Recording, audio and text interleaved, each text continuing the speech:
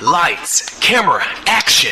In a studio where local filmmakers talk to other filmmakers about the inside world of film. Cut. That's not the script.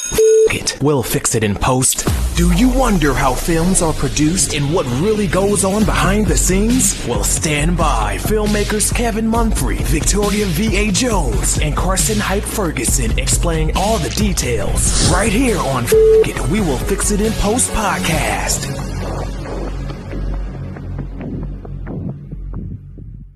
Good morning, good afternoon, and good evening. Whatever time you're listening, I thank you for doing so. I'm Kevin Mumphrey, and this is We Will Fix It in Post.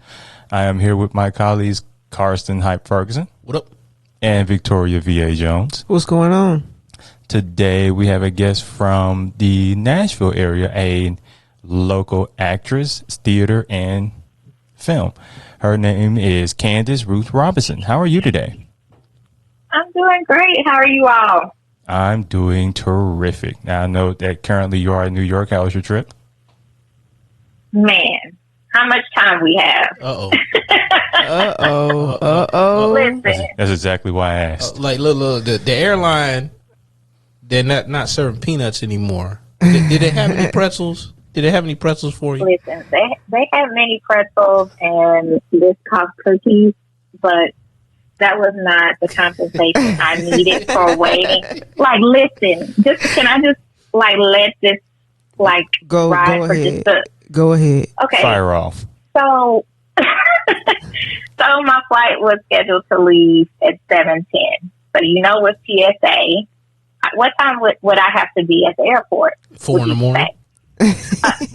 Exactly. So that means for me and the way that I do things, I have to get up at least an hour before that. So I'm ready. And I've been up since 3:30 this morning. Okay. So I get to the airport. You would think at 5:45 that, it's just DNA. There are people everywhere, you guys. When I say everywhere, chaos.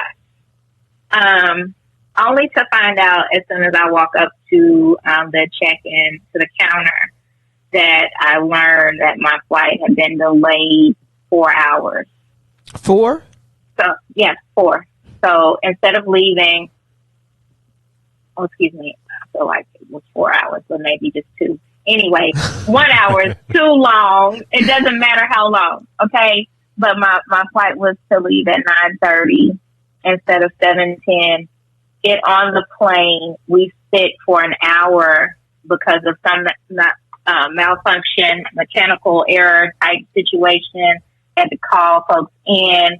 They had to turn the air off. They had to turn it back on, you guys. And it was just okay, am I going to ever get to New York to do this job or not? So I would think you would get a text message or something that would tell you that the plane would be delayed. I mean, Nah. It came as soon as I got to the counter, though. I was already at the airport. It might be on the app. It was on the app, but I just got it. Trying to let y'all know it was too late. Oh, my goodness. But anyway. You made it. Thank you for... You made it. Yeah, I did. By God's grace, I made it safe and sound. Everything else went okay after that. So thank you for letting me have that space to just vent. Oh, it is our pleasure. What got you started in the acting? Really, I've been interested, involved in theater, performing arts from an early age. Whether it was just performing at church or in school plays from kindergarten all the way through high school, I've been involved in that. And somewhere along the way, after graduating high school, I kind of let go of it just a little bit, not really applying as much attention to it or influences such as, theater and acting isn't a real job. What are you going to be able to do? And I'm just maybe these folks are right. But, obviously at that time, I'm younger. I wasn't as independent in my thinking and kind of let some things go. I did a few things in undergrad, but as time progressed, I was solely focused on my vocation, which is in education. I don't mind sharing that either. And I absolutely love being an educator and have been for going on 19 years now. But nonetheless, I got back involved seriously with acting around 2013. A friend of mine was hosting a function at our home, and a woman had asked me if I had done any type of film work or television work or even print modeling, and I told her no, and she was like, you really should. And I said, well, maybe that's just, you know, the push that I needed. So needless to say, I started, you know, researching and connecting and networking with people in the area, the greater Nashville area, that is, and some folks located in other parts of the U.S. to just get insight on what to do. And through a series of events, I was connected with the Avenue Agency, which now has an office in Atlanta. They still have connections in Nashville as well, and was signed in January of 2015 to the agency. And, you know, I've done a number of auditions, you know, just all types of things, but got some work through them for some projects. And from there, just with connecting with others in the field here, just, you know, I've been doing a lot of local theater projects. So it's just been an interesting journey and experience. But to answer your question, I think it's always been a part of me to be in front of people in whichever capacity. And I just really enjoy it. It gives me a lot of opportunities to just release and relate to others, and also to tell stories, you know, to really connect with people and hopefully help to tell a story that can be transformative. Now, you said you were doing plays like when you were a young girl. So do you remember the first play that you did? Oh my goodness. Do I have to tell you? I have to share that with y'all today. Were you a little teapot?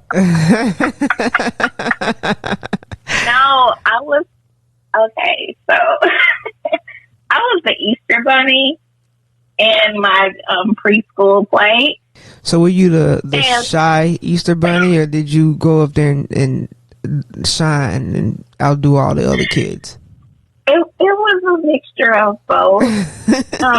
I was apprehensive at first because I had to hop, and I had ears, like I had these little paper ears, and I was dressed in all white, and you got to think about it. I'm like 4 years old, so I'm hopping around, and of course the parents and everyone were laughing, but I took it as criticism, like they were laughing at me.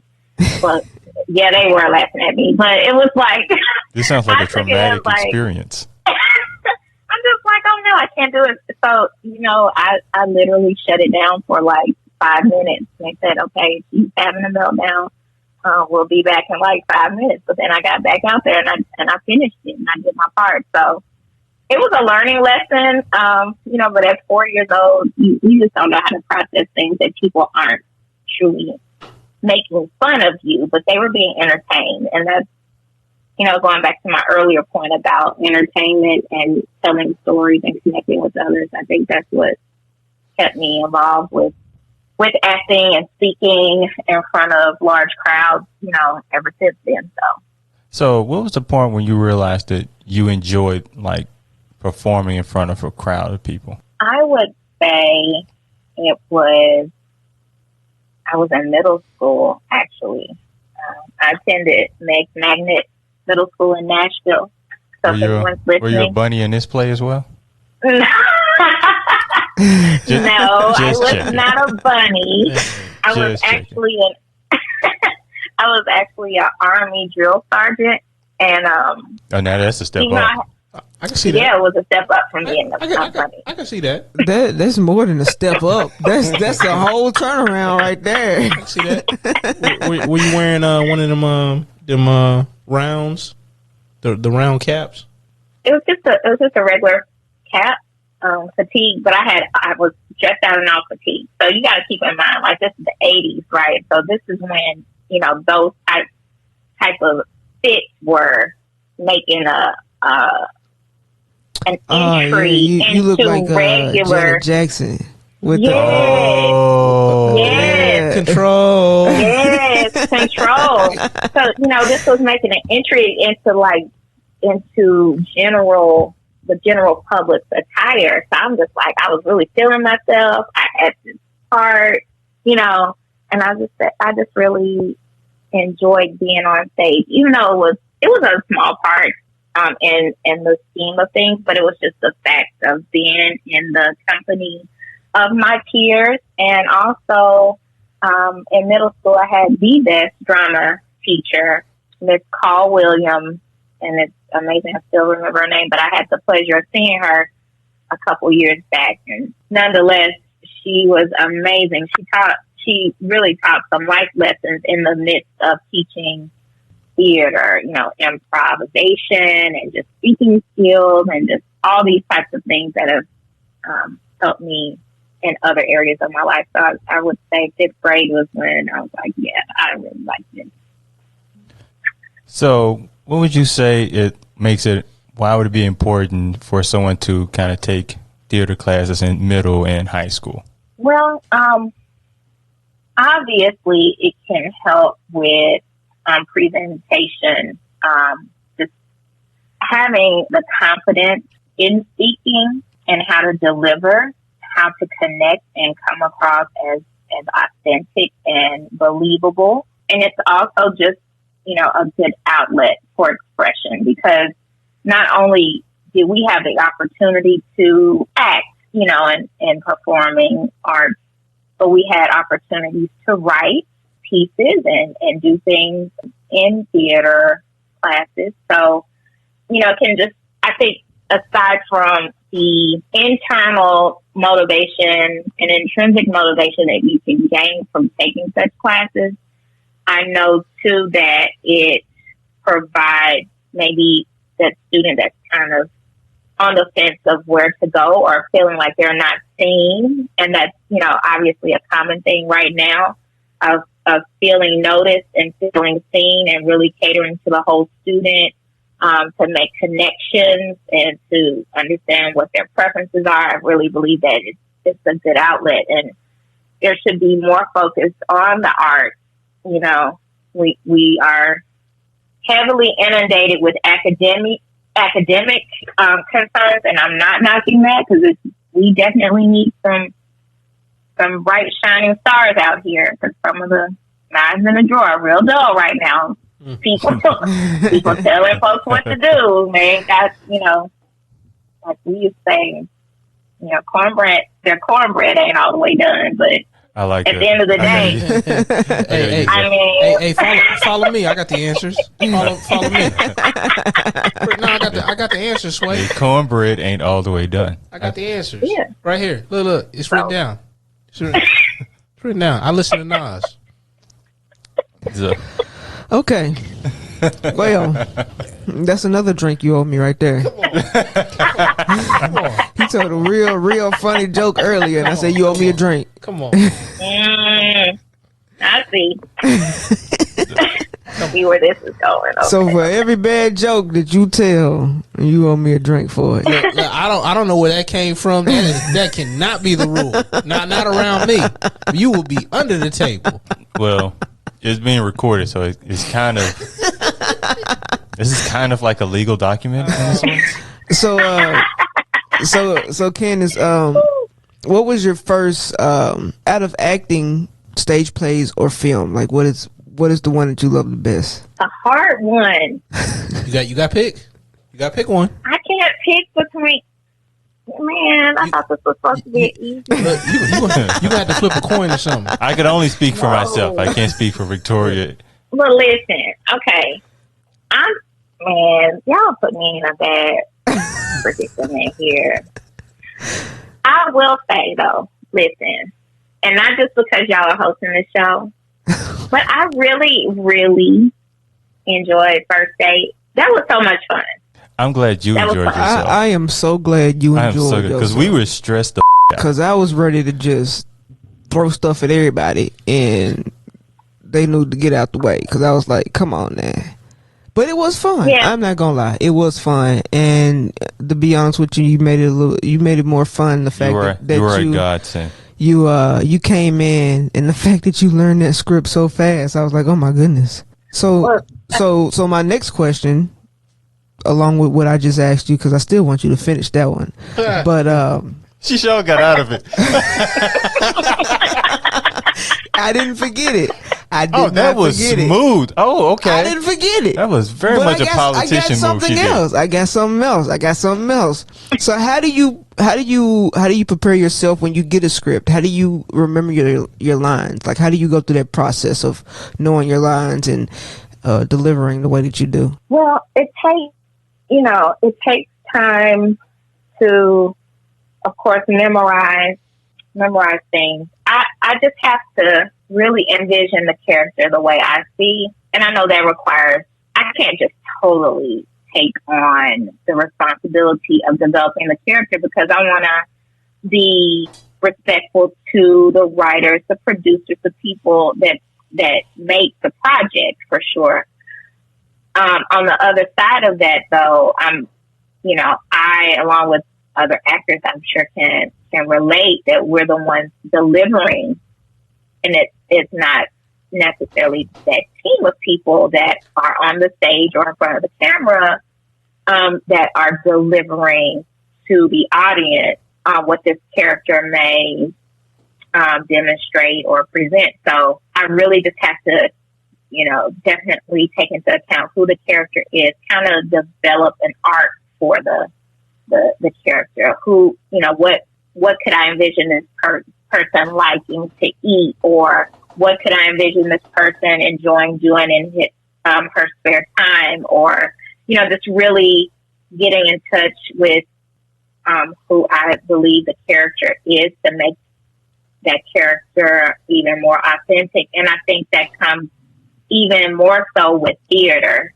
because, unlike film, theater is, it's all you got right there. There are no redos, there are no start overs. You just got to go with the flow and be present and in character all the time. Whereas with film, obviously, if you mess up, like the title of your show says, right? Right, right. If you mess it up, it can be fixed. But I just really try to connect and get in tune with that. I think also to, aside from the independent work that's done, of course, with scene partners, and this is transferable between film as well as theater or stage productions, just getting connected with your scene partner definitely create authenticity to the role and to the whole story. That's why I said this is, originally your question, Victoria, about which one was my favorite project, because I can pull out so many different things from different projects that I've done where I've enjoyed it. Like with theater, there's a play called Let's Straighten It Out that George Darden did through Geo Soul Productions. My character, her name was Addie, and Addie was like the female version of Steve Urkel. So I had the glasses and everything, and the high voice. I think George has this. He ought to have it. He ought to. He better have it.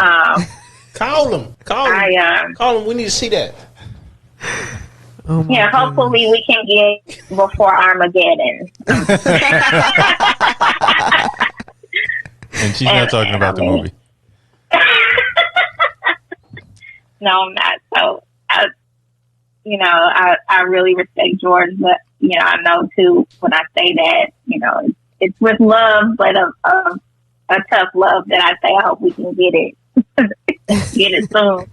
But yeah, so, those opportunities have just been, really great to, meet other folks in the field and really respect the craft, because like myself, obviously, being an educator full time, and also looking at this not just as a hobby, but obviously seeing this as like, it is a career. It is a career.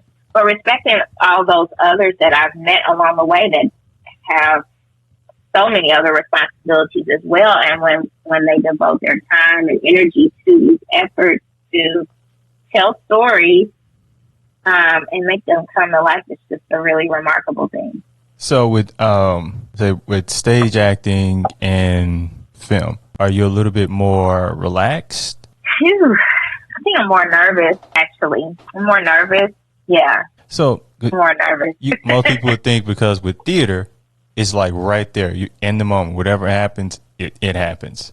Whereas in film, you could do it over and over, and the messed up parts just magically disappear because we cut them out.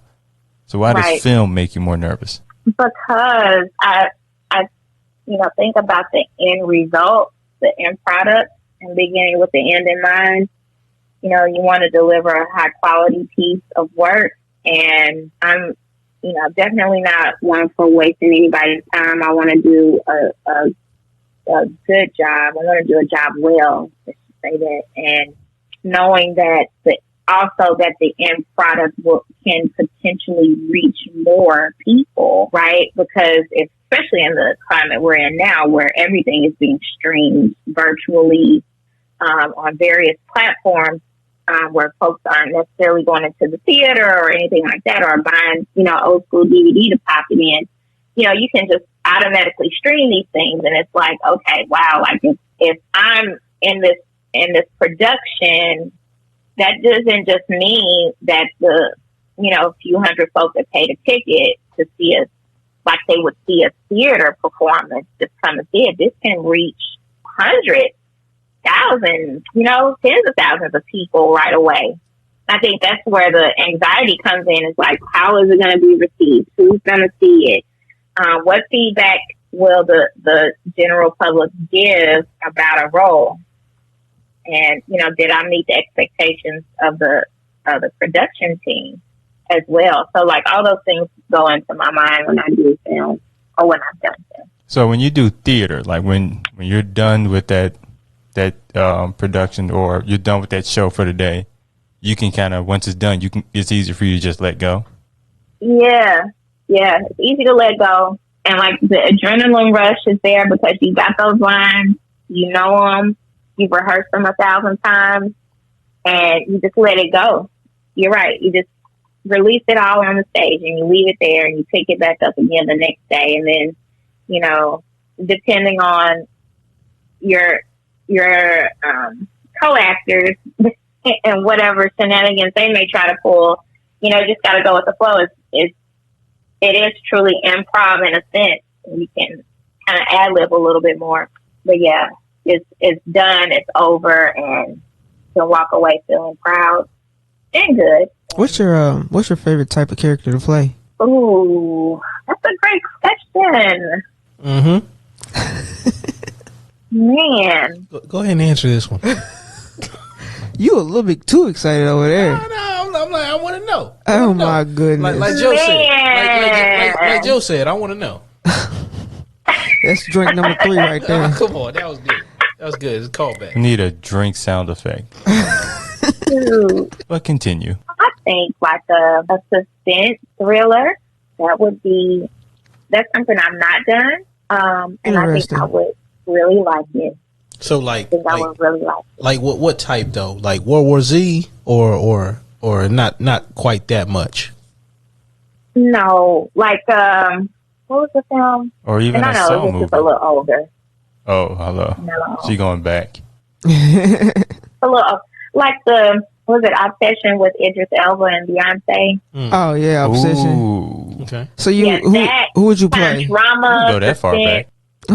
So you would play the wife, or would you play the obsessed lady? I would love to play the obsessed lady. So you'll be in them that's what it is. You'll be in them Lifetime movies where them women go crazy, and then they go after the dudes who you know what I'm saying, they had a little fling with him, and the dude was like, us as guys are very uncomfortable right now. I wanna go back to my wife, and you be like, oh nah, you ain't doing that, and then she go all crazy. Right.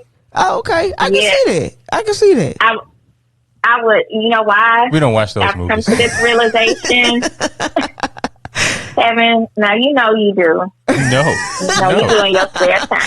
Those are good movies, when I go home, if my mother goes, she's watching Lifetime, that is her way of saying, get out of the house. Yeah, pretty much. I had an ex-girlfriend that used to watch Snapped and be staring at the side of my head.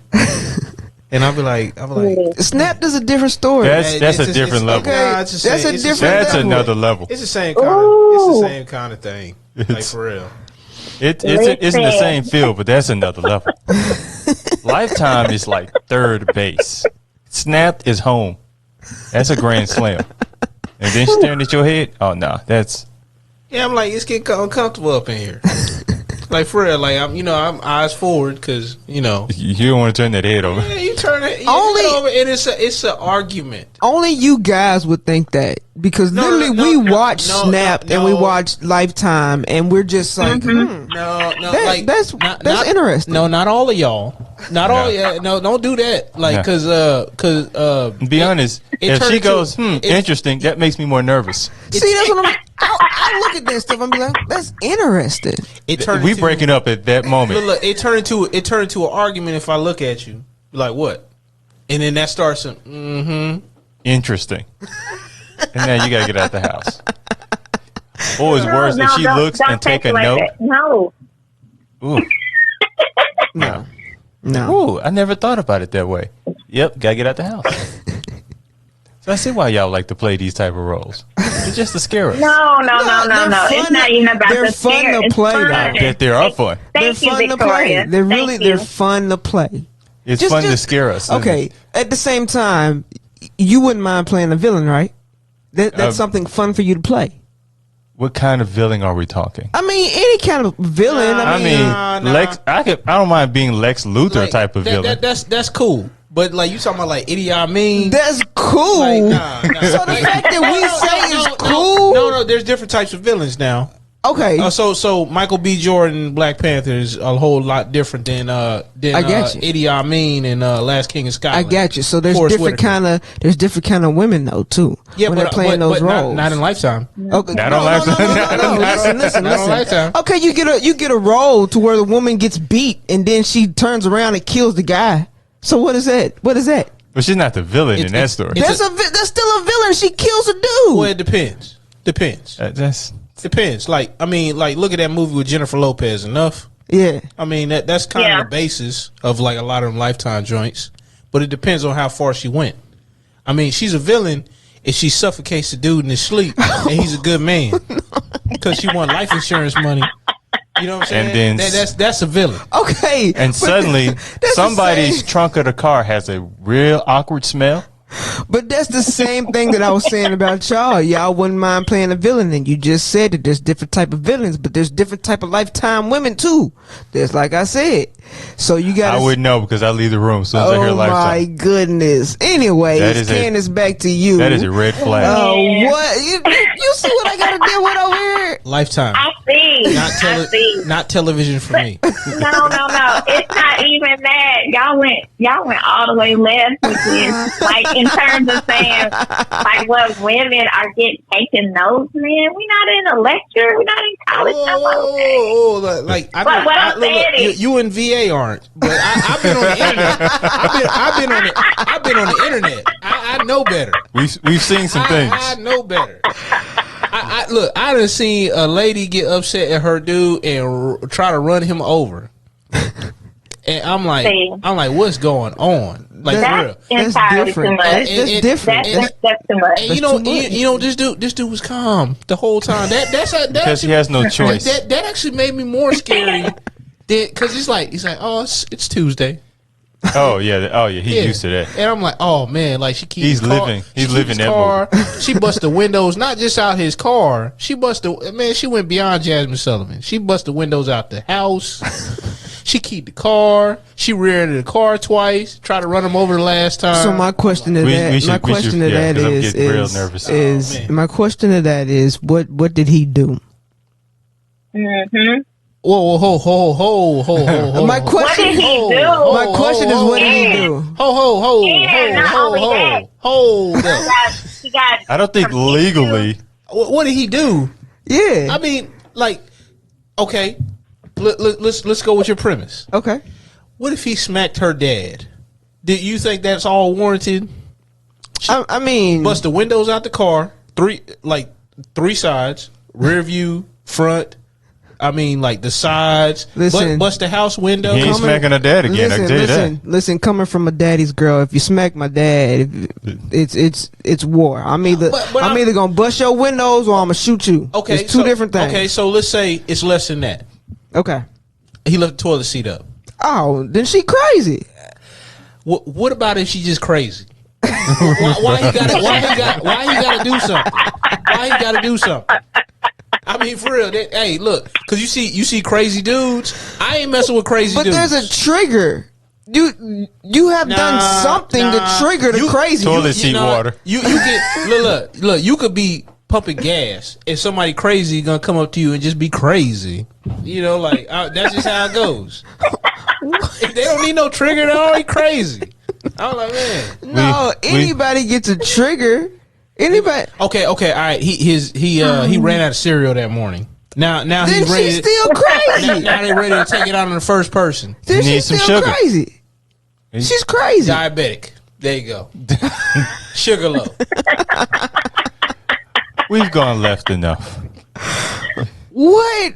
You owe me. I lost count how many drinks you owe at this point. It ain't no drink no more. You owe me some wings and everything. You owe me Did something. you just throw wings into this? He owe me something.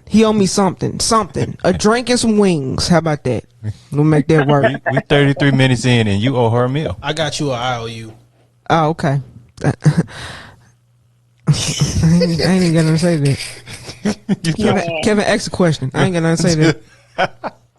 Oh, I forgot. Oh, okay. I'm sorry.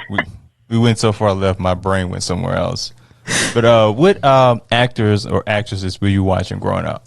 Of course, if we take it to TV, of course, Alicia Rashad, Bill Cosby, you know, those actors that have like transcended time, and it's really offering a good example within the African American community.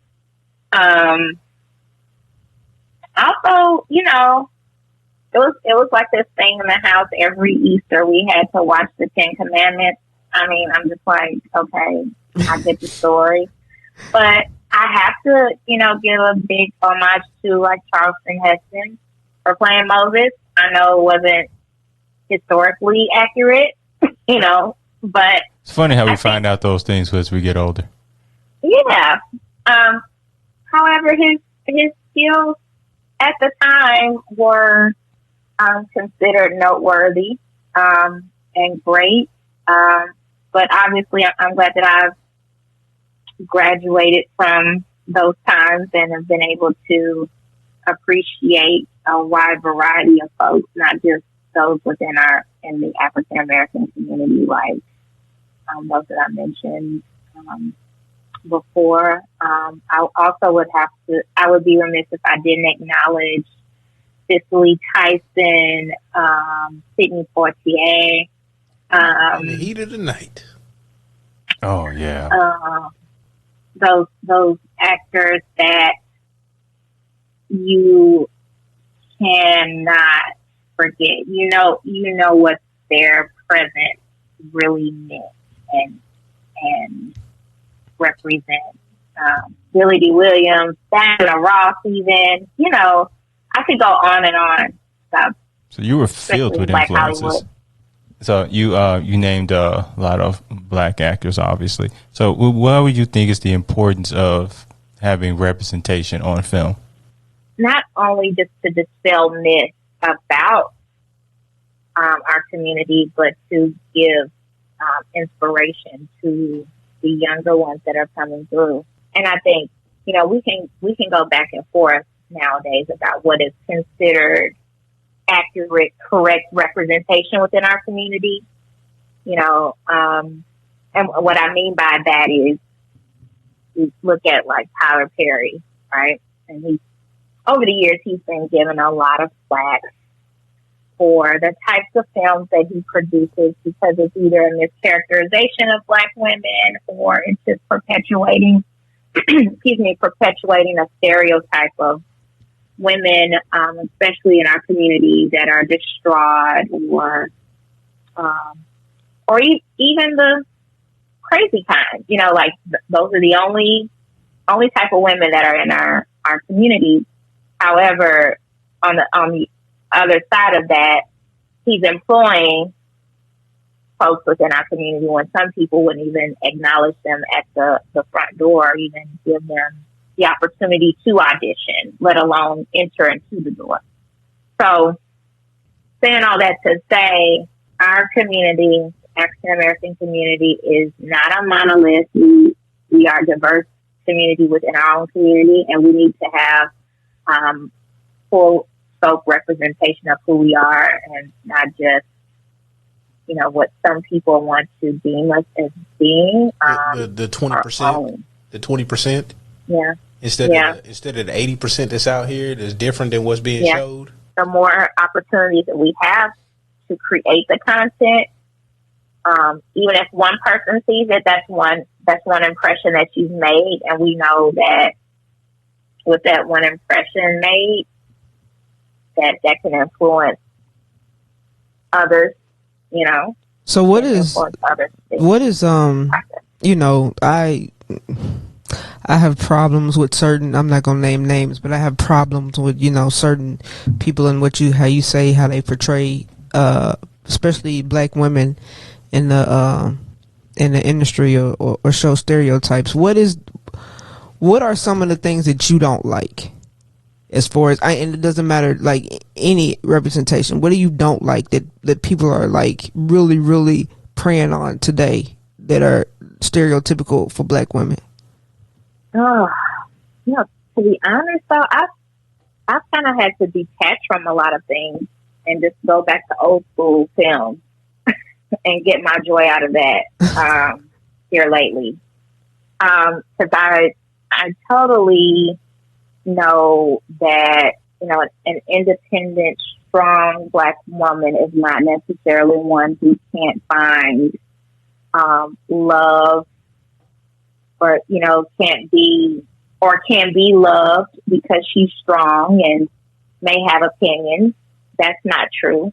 Of course, I don't appreciate the mischaracterization or the hyper sexualization of black women, as if that's all we know how to do is just to wear scant clothing and represent ourselves only in a sexual manner and not be taken as intellectual beings, when in fact we are. We know that we are creative beings. We are innately creators anyway. That's a whole nother topic, but I just would appreciate more positive images of women, especially black women, who are leaders, who are wives, who are loving mothers and sisters and daughters and all those things, because there are plenty of us who exist in the real world, and we don't often get that opportunity to be featured in that way. I agree, because like it's almost like they want to show one, but not, you know, the others, and like one's highlighted way more than the others, and I don't understand that. There's right. Like not enough balance. And you're right. There's a lot of the white stories that are told about women. A lot of black women go through it. That's just like, you know, trying to have a baby and going to, you know, get the injections and stuff like that. There's a lot of black women who do that, but I have not seen a movie really of a black woman trying to pursue that. You always see the white women in it doing it, and that's something for me. That's something that I want to change. You know what I'm saying? Because it's different, you know, and it's different for a black woman to go into a doctor's office and they don't put as much effort into her as they would, you know, a white woman. It's those are real stories. But I mean, like some of that goes into the imagery. Yeah. You know, if all you're represented by is like, you know, cops or, you know, some of these other things, there's a lot of America that's never going to have an interaction with you until, you know, they got to make one of those snap judgments. Yeah. And if all they have is negative imagery, what are they going to go by? It's just natural human reaction.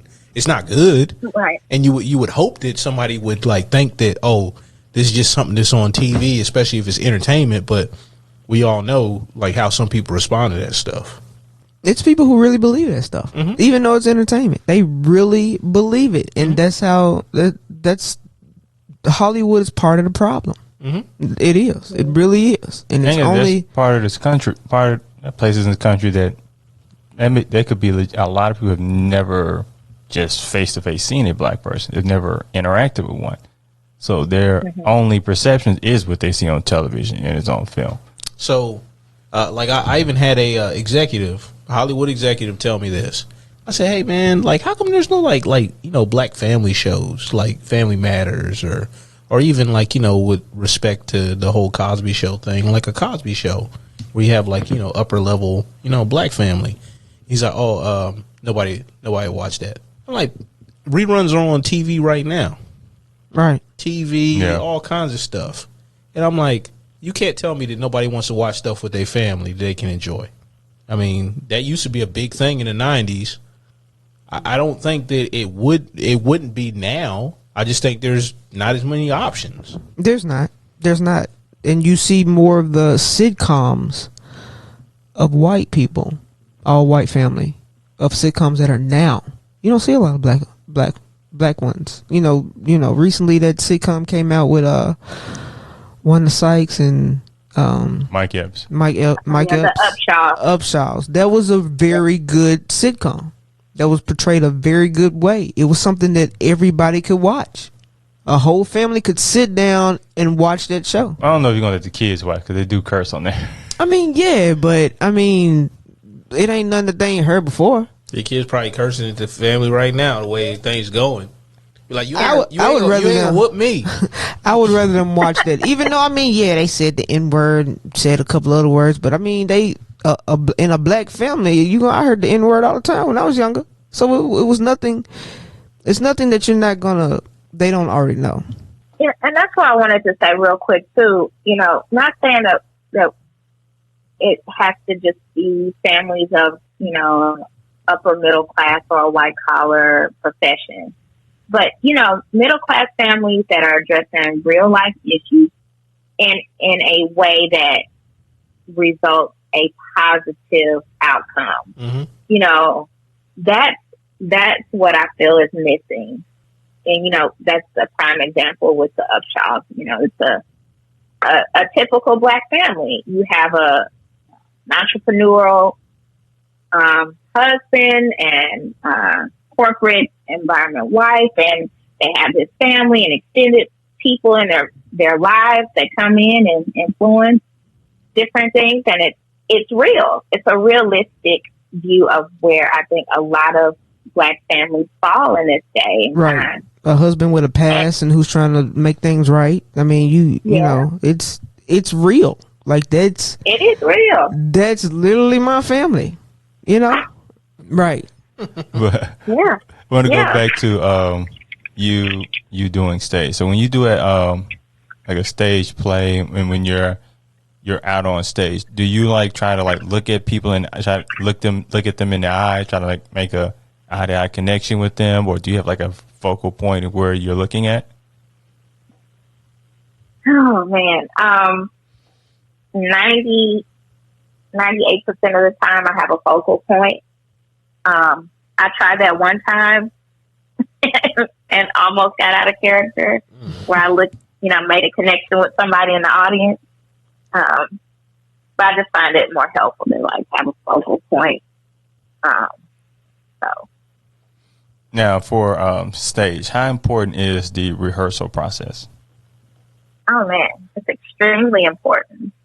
Even if your particular scene is not being the primary focus, it's important to attend. It's important to take notes, and I'm not saying necessarily physical, but mental notes of what's going on to get the real feeling for the environment that you're going to be in, so that you can show up and be and contribute to the product, right? So it's very important to rehearse.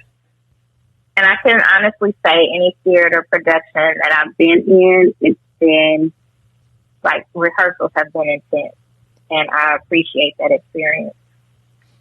Now, can you kind of expand on that a bit? What is an intense rehearsal? Oh man. Well, one production I was involved in required a lot of choreography. So not just necessarily with placement, but actual dance moves, learning, all of that in addition to singing. And this particular, the end result was it was a 2-hour play, but it was a lot of work in between, just to prepare for that. And it was important to be there, even, like I said, even when the things that I wasn't a part of, weren't being rehearsed for those particular nights, but just to be there to get a sense of what the vision of the writers and producers had for this work. So yeah, it's a lot that can go into theater. Knowing, having to know the theme and wardrobe changes and being in character for different people. Like I had 3 different characters I was playing in this particular play. So it wasn't just a continuous storyline of one person. It was actually historical in nature. We're portraying a lot of the past and present great leaders, actors, activists of our history, and I had to be in character for all of it. So you have to like leave the stage, almost switch into a whole nother character. Yep. So how do you back? How do you how do you just switch on and off to basically different people? And it's just because I've been watching them Lifetime movies. I don't know how to go from one thing to the next. That's what I'm saying. Oh my God. I was hoping we wouldn't have to go back here, but they don't understand. We were out of that. No, I guess we don't. I know we were out of that, but no, seriously. Again, when you're in that space and you're there authentically and you give 100% of yourself, I don't think it's difficult to switch back and forth. You have to be committed to the project, and there have been times when I've not been as mentally committed for whatever reason, and I feel like my performances haven't been as strong in theater and in film. But when you're 100% clear on what the focus is, what the objective is, the outcome, everybody is on one accord for that piece, I think it just makes for a very beautiful production, and you can just be focused on making the audience happy. So, normally, how an average kind of rehearsal time for a film? Like what, maybe 2 months, a month, maybe? Yeah. For a film, trying to think here. Yeah, about a month or so. And y'all probably rehearse maybe 3 or 4 times a day?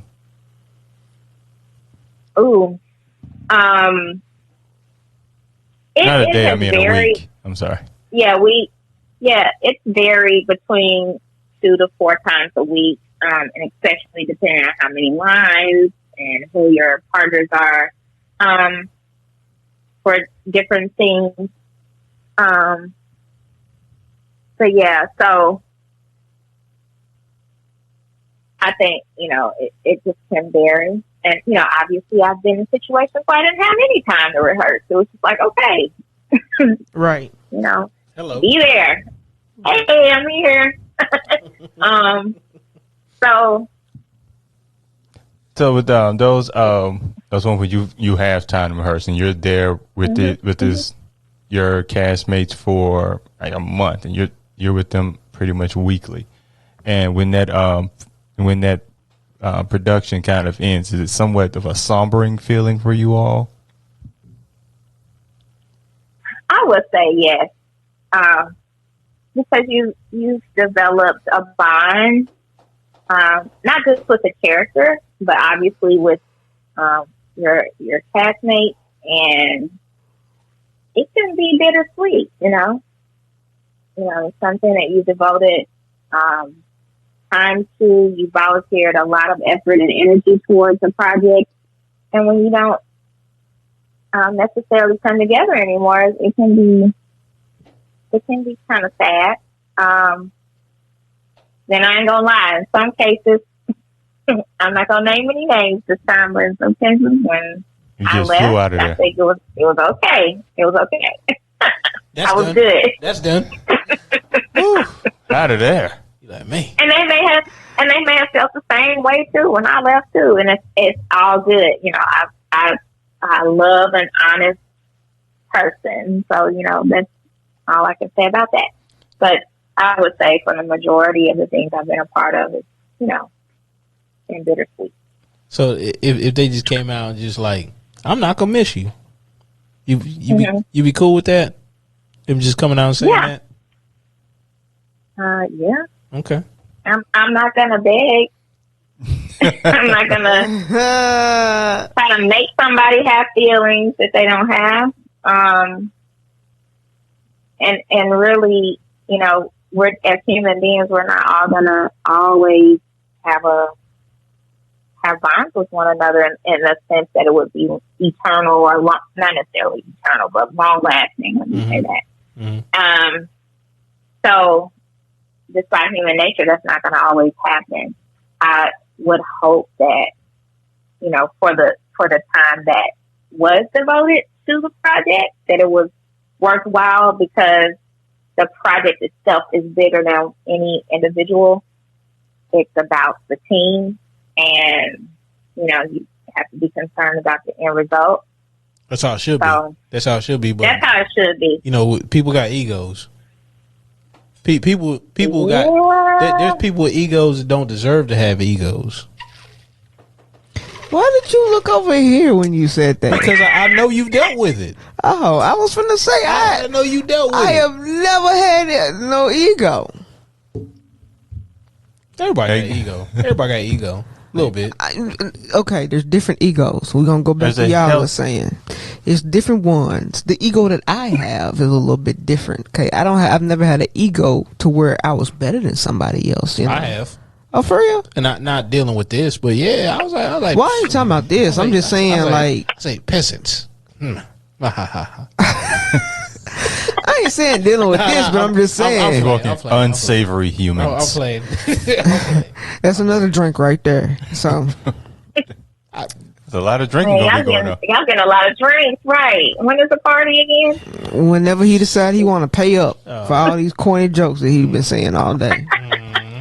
But I wanted you to expound on something. When you said you came back into acting, you started doing your research. So what was your process on researching? Really, like I said, I did some online things of, what is the best way to get into acting in general, just general search online. Then it led me to understanding audition processes a little bit more, whether you should be affiliated with an agency or not, whether you should consider being SAG or AFTRA eligible and getting those credentials behind your name, or just, really starting really light by taking some acting classes. And so I think for me, the blessing of it all when I was able to commit to that part of myself even more, like people just started coming into my life and I was able to meet some individuals that kind of guided me through and put in a good word with the agency to say, hey, I think this person would be worth your while to consider to be on your roster. And so from that, from the audition process and going out to different locations after securing a couple of gigs initially in like the first 3 or 4 months of me being with the agency, I asked like, what else can I do? It's just kind of like a sponge. I had been reborn, if you want to say, kind of like awakening that inner child. And it was recommended that I take some classes at one of the local studios here, and did that for a while. Learned a lot, which I think helped me further on down the road with being able to secure other roles with different companies and other things. So yeah. So you've mentioned that you're also an educator. So what have you taken from being an educator that you put into acting? Oh man.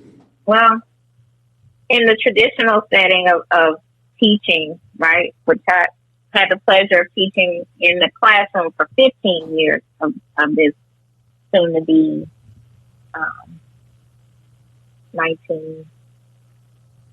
18 and a half years of education. You have to be on, like literally on all the time. And that's not necessarily being just loud or boisterous or, always being comical with kids, but you have to be on. You have to pay attention to what's going on in your classroom. You gotta have a feel, read the room. It's like kids that can come in, that they pissed off, that they're upset for some reason that happened well before they got to your classroom. You have to know how to intelligently diffuse or to address certain situations. And I think the same goes for acting. You got to be able to read the room, know who you're dealing with, understand that people may come in, they don't know how to leave their stuff at the door before they go into a rehearsal or shooting a scene or whatever it may be. You got to just know how to act accordingly and know how to respond intelligently so that the outcome is that everybody learns at the end of the day. I think the same happens in acting as it does in teaching as well. So not just being a presenter of the knowledge and being able to keep the attention of your attendees, so students, or patrons of a play. You gotta just really take it all in and know how to balance it all to get the right result at the end. You gotta have a good memory too. You gotta have a good memory. So would you say it helps you with improv a bit? Oh yes, because man, I can't tell you how many lesson plans I've prepared, written, whatever it may be. And you go in and you're like, okay, this is going to be a really good lesson today. And something throws the whole situation off. There have been times when I knew, like, my kids, they didn't really want to learn about Spanish. They didn't really want to learn. But I had to kind of roll with the punches, give them their little bit of space to express what they wanted to express, but also give them the opportunity to know that that I do mean business and we're going to learn today and we're going to get through this lesson. So, it's like it's give and take. There's a reciprocity to all of this stuff. And within that, I will agree, Kevin, definitely you have to know how to improvise. But some things they don't always go according to plan. They just don't. they don't. You gotta know what to fill it in with. Now, do you kind of like ad-libbing a bit, even with acting or even just with teaching? Or are you more comfortable with just having like something planned out and things just kind of go to plan? It depends. So, if I'm very comfortable with the content of it, if I've had time to devote, I think, obviously it's easier to improvise. But if it's something completely new that I haven't seen, of course I would need some time to get it in my brain and be comfortable with it. And I want to make sure that,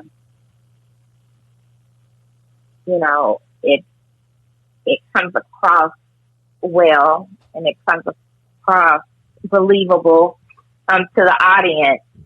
And,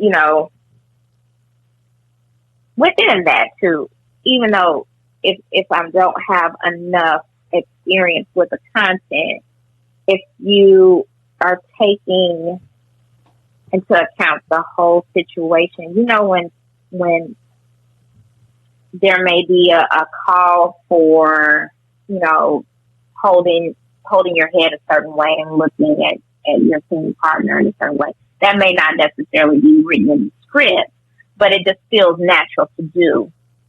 So, am I answering your question? Yeah, yes, you're fine. As you were answering that, I was thinking about like first date. Do you think that the just the idea of you knowing us, do you think that added to your your ease with taking in the subject? Yeah. Okay. Yeah, definitely. Right. I felt comfortable. Oh, that's all you had? Yeah. Oh. Well, since we're on the subject of first date, first of all, thank you for getting us out of that pinch. Yeah. Because we had no actress. Big time.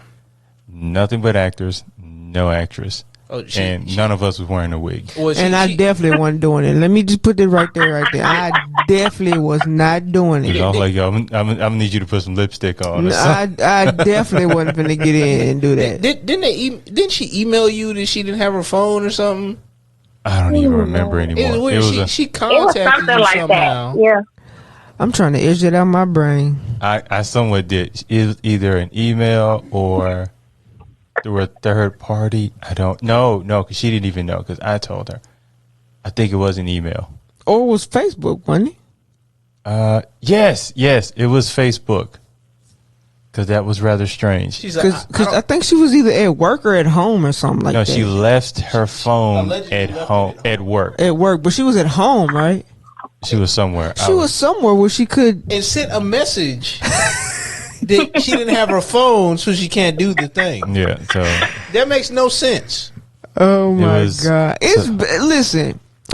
Listen, just from now on, if you want to be an actress or actor, if you ain't comfortable with the role, please tell the director that. That's all you gotta say. Turn it down before the day of the shoot. Turn it down. Preferably a few weeks before the shoot. We would rather you turn it down and say, okay, that's cool. I'm going to have more respect for you if you turn it down than you coming up the day of the shoot and giving us a bogus excuse like that. I'll forget you turned it down if you did it like a few weeks before. I'll forget about it. It's not even that big of a deal. You know what that... The day of, I'll probably remember you. That sounds like... That sounds like the... I ain't never heard nobody use this excuse, but I used to hear it a lot on TV. I had to wash my hair. That's what that sounded like. That's what that sounded like to me. I had to wash my hair. If I used that excuse, it would be horrible. But head and shoulders. Man, I ain't been able to use that excuse in about 15 years. Man. But since we're on the subject of first date, because we gave you the script and you had maybe 20 minutes? Maybe 20 minutes, yeah. Or time went by slow and fast at the same time. So how did you get in the process of kind of getting yourself ready for a role when you woke up that morning not even thinking about acting? Listen, let me just say, first of all, it was divinely ordered for me to be there, right? And most definitely. I really am grateful that I was able to help you guys that day. And it was my pleasure to help out and to fill in.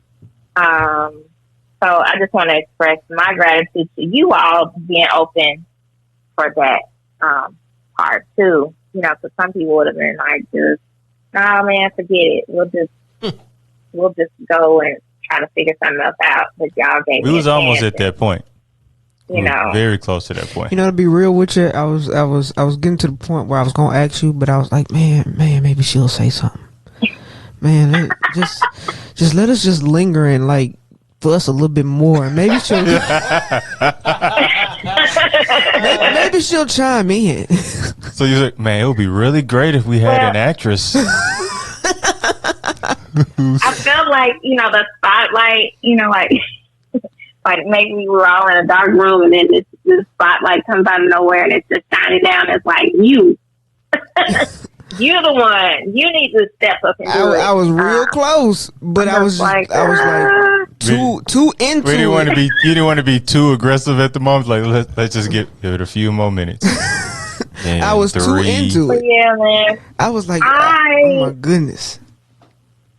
Yeah, I and the crazy thing about that whole situation, I wasn't even supposed to be there. For real. I was going to be, the crazy thing, in addition to that, I was going to visit a cousin of mine who lives in Murfreesboro. Just to show you how crazy that is. So I would have been in Murfreesboro, but I didn't go. I didn't go to his house and catch up with him that day, and decided to ride along up there to the set, and was just gonna be there to hang out. And plus, like we already established, knew you guys, been knowing you all for a while, and felt comfortable. And I just felt like it was gonna be a great day anyway. Like regardless, it was gonna be great. This is something I love to do. I enjoy doing. It turned out amazing. That was, I can't even say like any more about that feeling, you know? So knowing the situation and knowing that, you know, I had a particular skill set in the area and had some work before that I could help out, and I just, you know, kind of dug in deep and went off to myself for a moment and tried to get those lines in, you know, scene by scene, you know, step by step, and that's just how it came together. Yeah, everybody was great that day. And I say that is why it was my favorite, because it was just easy to be comfortable there and know that everybody had such good energy, so it was good to, you know, still. Oh, once we had an actress, yeah, we had great energy. It was all still good energy. It was just frustrated energy at one point, and Memphis energy at one point. Yeah, and you know, there'll be some fiery energy at one point. But as we wrap this up, we normally like to ask the actors on here to just kind of envision that one of their roles that they've done has gotten them nominated for an Oscar, and that they won that Oscar. I always think that everyone kind of has a little bit of an Oscar speech in mind. So what would be your Oscar speech? Man, yeah. I just say y'all have some great questions here. You know, I would definitely thank God and my ancestors for bringing me to this point in my life, for the guidance. Because without them, there would be no me. And within that, of course, my parents, my late father, Charles Edward Robinson, and my mother, Ruth, for their examples throughout my life. I would also thank the production team, the writers, the producers, and all the colleagues that I've met connections with for the role and for the project itself. Because without everyone's collective and individual vision, there would be no opportunity for me to even be on stage to accept this award. Also wouldn't be anywhere without the fans giving light and love to the project and acknowledging it and supporting it. And of course, you know, there have been many friends and loved ones along the way who supported me, and I would probably take up too much time acknowledging every single person. But I appreciate them. And maybe this will be on an ego trip, but I would acknowledge my haters too. Yes, do that. Perfect. That is perfect. And I dropped the mic. Bingo. Oh, don't drop that mic. They're going to charge you for that. She would have so much money, she didn't care. She wouldn't care. Okay. It'll be worth it just for the moment. Well, Candace, I thank you for joining us today. It has been an absolute pleasure. Pleasure. It's all mine. Thank you for thinking of me. You know, I support anything that you all do individually or collectively. Just keep me in the loop, and I'm there. But I really, really appreciate this time. It's been great. And since you said that, that's basically a verbal contract. So we'll hold you to that. Well, I am Kevin Mumphrey with Victoria V.A. Jones and Carson Hype Ferguson. Sure. This is We'll Fix It in Post, and that is a wrap. It is.